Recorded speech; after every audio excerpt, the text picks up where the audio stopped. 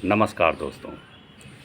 कबीर दास जी के जीवन के ऊपर तो बहुत लोगों ने बहुत कुछ कहा है और आप भी बहुत कुछ जानते हैं। चलिए आज मैं भी आपको कुछ कबीर दास जी के जीवन के ऊपर बताना चाहूँगा। कबीर दास जी बड़े अलमस्त फ़कीर थे। कोई फ़िक्र नहीं, कोई परवाह नहीं। कौन क्या कहता है उन्हें इसकी कोई परवाह नहीं थी। उन्हें जो सही लगता था वे उसे बेबाक कह देते थे, फिर चाहे कोई भी नाराज़ हो।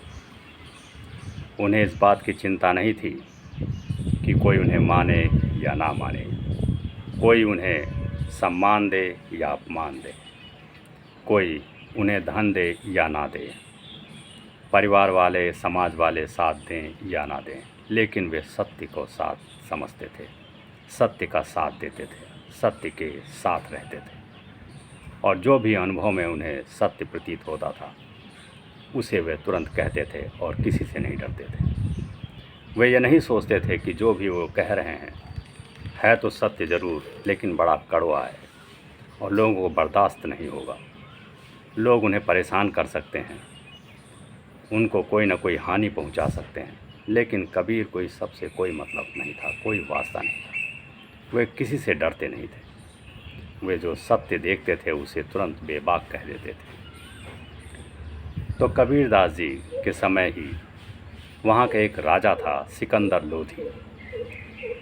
कुछ सिकंदर लोधी के गुप्तचरों ने बताया कि आपके राज्य में एक अक्कड़ फ़कीर है और नाम है उसका कबीर, और वह कुछ अपनी ही धुन में गा रहा है, सुना रहा है, लोगों को गुमराह कर रहा है, धर्म से भ्रष्ट कर रहा है, न जाने क्या अनाप शनाप बोल रहा है, उसकी बातें समझ में ही नहीं आ रही। तो ज़रा उस पर कुछ लगाम कसिए, उसे रोकिए। सुना है बहुत से लोग उसके रास्तों पर चल पड़े हैं, उसकी बात सुनने के लिए लोग इकट्ठे हो जाते हैं। इस तरह तो वो हमारे धर्म को नष्ट कर देगा और उसकी बातें मुझे लगता है कि दूसरी दिशा में ले जा रही हैं, लोगों को नुकसान पहुंचा रही हैं। तो सिकंदर लोधी ने कहा ठीक है, मैं उसे अभी जानता नहीं हूँ, ना मैंने उसे देखा है न सुना है, बुलाओ उसे महल में, ज़रा देखें तो ये कौन फ़कीर है। तो कहते हैं सिपाही गए और कबीर से कहा कि तुम्हें सम्राट ने बुलवाया है, बादशाह ने बुलवाया है, सिकंदर लोधी ने। कबीर ने कहा ठीक है, आ जाएंगे। सिपाहियों ने कहा आपको तुरंत चलना होगा, कोई छोटे मोटे आदमी ने नहीं बुलवाया है, सम्राट ने बुलवाया है और तुरंत चलना होगा। कबीर ने कहा ठीक है, अगर तुम इतनी ही ज़बरदस्ती कर रहे हो तो चलो चलते हैं।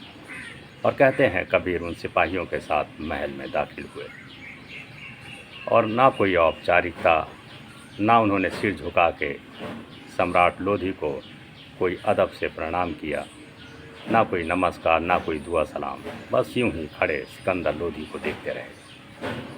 सारे दरबारी आश्चर्यचकित कि कैसा ये पागल फ़कीर है, सामने सम्राट हैं और इसने कोई सलाम भी नहीं ठोका। इसे लगता है कोई भय नहीं, सम्राट का अपमान होना कोई मामूली बात नहीं, मृत्यु दंड भी मिल सकता है। सिकंदर लोधी ने भी देखा कि ये कैसा आदमी है जिसने मुझे झुककर सलाम भी नहीं किया।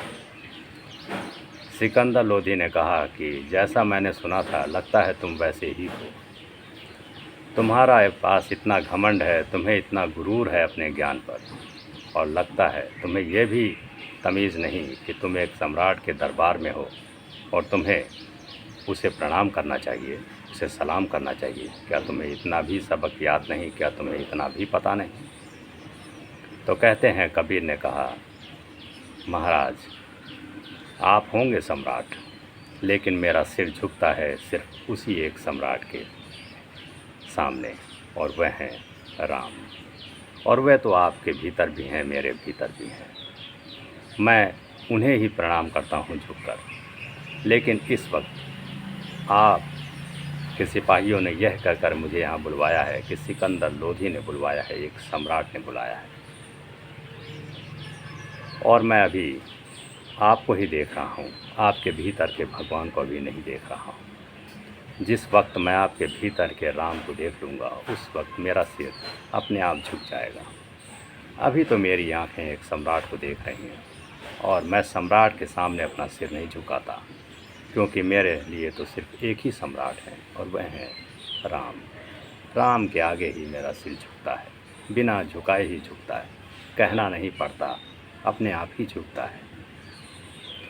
सिकंदर लोधी ने कहा, अच्छा तो ठीक है, ज़रा देखते हैं तुम क्या जानते हो और क्या लोगों को सिखाते हो। सुना है तुम्हें धर्म का बड़ा ज्ञान है।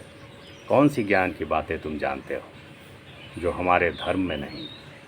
क्या जानते हो? कबीरदास जी ने कहा, अब मैं क्या जानता हूँ क्या नहीं जानता हूँ, ये बताना तो व्यर्थ है। आपने मुझे यहाँ बुलवाया है तो आप बताइए, आप क्या जानना चाहते हैं मुझसे। तो सिकंदर लोधी ने कहा कि चलो ठीक है, जब ये आ ही गया है भरे दरबार में तो मैं इसकी एक परीक्षा लेता हूँ। सम्राट ने कहा कि ठीक है, तुम्हें बड़ा गुरूर है ना अपने ज्ञान पर, तो ये लो एक सुई। उन्होंने दरबारियों से कहा, इसको एक सुई दो, जो सुई से कपड़े सिले जाते हैं, और कहा ये लो सुई, और इस सुई से वो जो सामने महल के बाहर एक ऊँट खड़ा है उसको इस सुई के जो छेद में है, छेद है पतला सा, सुई की छेद से निकलवाओ। इस ऊँट को इस छेद से बाहर निकलवा दो। मैं मान जाऊंगा कि तुम्हारा ज्ञान और तुम्हारा भगवान बड़ा सर्वोपरि है और तुम भगवान को बहुत मानते हो और भगवान तुम्हें मानता है। तो आज इसका परीक्षा हो जाएगी, ये परीक्षण पूर्ण हो जाएगा। तो दिखलाओ अपनी कला, दिखलाओ अपना ज्ञान, दिखलाओ अपना चमत्कार। कहते हैं कबीरदास जी ने कहा कि मैं कोई चमत्कार नहीं दिखाता और ना ही मुझे कोई ज्ञान है। मैं साधारण एक फ़कीर हूँ और आम जनमानस को उनकी आम समस्याएं ही समझाता हूँ, उठाता हूँ। लेकिन आप चमत्कार की बात करते हैं और आप चमत्कार देखना ही चाहते हैं, तो ठीक है, मैं आपको चमत्कार भी दिखला दूँगा। कहते हैं जिसकी जैसी भावना वो वैसा ही देख पाता है। तो ठीक है, लाइए सुई। और कहते हैं सुई कबीर को दी गई और उन्होंने कहा, लो ऊँट बाहर हो गया सुई के आर पार। सारे दरबारी और सम्राट ठहाका मार के हंसने लगे कि ऊँट तो अपनी जगह खड़ा है, सुई तुमने हाथ में ले रखी और कहाँ इसमें पार हो गया, कहाँ निकला, किसी ने तो देखा नहीं। क्या यही तुम झूठ फरेब करके लोगों को बरगलाते हो, बेवकूफ़ बनाते हो? क्या किसी ने देखा है कि सुई से पार हुआ ऊँट? तो कबीर ने कहा कि हाँ हुआ है, आपको मैं दिखलाता हूँ, आप अभी देख ही नहीं पाए ऊँट को पार होते। तो कहते हैं कबीर ने आज्ञा मांगी सम्राट को कि आप या तो यहाँ आए या मैं आपके पास आऊँ। सम्राट उठकर कबीर के पास आया और कहा, दिखाओ मुझे। कहाँ, मैंने तो नहीं देखा पार होते हुए। तो कबीर ने उस सुई को सम्राट के पास दिया और कहा, अभी छेद से आप ऊँट को देखिए। सम्राट ने छेद से देखा तो ऊँट सामने दिख रहा था उस छेद से।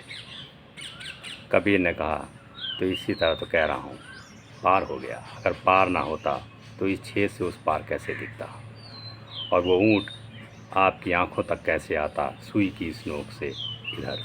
सुई के जो छेद से ना ऊँट आपकी आंखों तक दिखाई पड़ता और ना आप इस आँख से बाहर खड़े ऊँट को देख पाते इस छेद से। वो इधर भी आया और आपकी नज़र उधर भी गई इसी छेद से होकर। कहते हैं सिकंदर लोधी को अभी भी समझ में नहीं आया, क्योंकि ये गूढ़तम बातें हैं।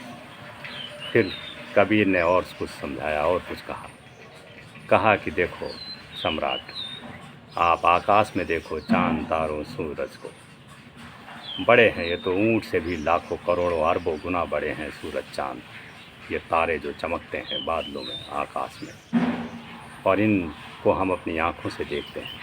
हमारी आँखें इनसे कितनी छोटी हैं आप अंदाज़ा भी नहीं लगा सकते, लेकिन इतने बड़े सूरज चाँद और ये सितारों को आप अपनी आँखों से देख लेते हैं। कैसे देख लेते हैं? कौन दिखा देता है? कौन अपनी आँखों तक, वहाँ तक आपकी आँखें पहुँच जाती हैं, या वो ग्रह आपकी आँखों तक आ जाते हैं? उसके बीच में कौन है? कैसे दृष्टि वहाँ तक पहुँची जो अरबों मील दूर है, करोड़ों मील दूर है? आपकी दृष्टि कैसे पहुँची वहाँ तक? आपका क्या वजूद है? कि वहाँ तक आप देख पाएँ। और वो जो सूरज चाँद इतनी दूर हैं, आपकी आँखों तक कैसे पहुँचे, कौन पहुँचा रहा है, किस माध्यम से पहुँचा रहा है, क्या है ये बीच में, कौन सेतु बना है। अब तो सिकंदर लोधी विचार में पड़ गया। उसने कहा, हाँ बात तो ये सही है कि इतनी दूर वो चाँद सितारे मैं अपनी आँखों से कैसे देख पा रहा हूँ। कौन है जो मेरी दृष्टि को खींच ले जा रहा है वहाँ तक, कौन है जो माध्यम बना है, कौन है जो वहाँ से सूरज की रोशनी हमारे पास तक चली आती है, आखिर कौन। तो कबीर ने कहा, जब सूरज चाँद सितारे हमारी आँखों तक आ जाते हैं और हमारी आँखें वहाँ तक चली जाती हैं, हमारी रोशनी वहाँ तक पहुँच जाती है और हम देख लेते हैं, तो फिर ये ऊँट ये सुई की नोक से कैसे, ये तो बच्चों का खेल है, बड़ी आम बात है। अब सिकंदर लोधी को लगा कि ये कोई मामूली फकीर नहीं, बहुत पहुँचा हुआ है, बहुत ज्ञानी है। कहते हैं अब उससे कोई सवाल करते ना बना, क्योंकि सिकंदर समझ गया कि कबीर का ज्ञान बहुत ऊंचा है। वो जो आसान भाषा में कह देते हैं उसको समझना ही बहुत कठिन, बहुत दुर्लभ है, बहुत कठिन है। इतना तो मान ही गया सिकंदर लोधी कि कबीर के पास ज्ञान अथाह सागर है और उसमें से एक बूंद भी अगर मिल जाए तो जीवन बदल सकता है। फिर उसने कोई सवाल नहीं किया, वह मस्तक हो गया कबीर के आगे और उसने कहा, ठीक है आप जाइए, मैं आपको अब नहीं रोकूंगा। फिर कबीर वहाँ से गए महल से वापस और फिर कभी महल में नहीं आए और उन्होंने अपना ज्ञान उसी तरह लोगों को बांटना शुरू किया और अपना प्रचार शुरू किया। तो ये छोटी सी कहानी मैंने आपको बताई। इसी तरह की कुछ और कहानियाँ मैं अगले वीडियो में फिर लाता रहूँगा। अगर आपको ये वीडियो अच्छा लगे तो इसे लाइक, शेयर और सब्सक्राइब ज़रूर करिएगा।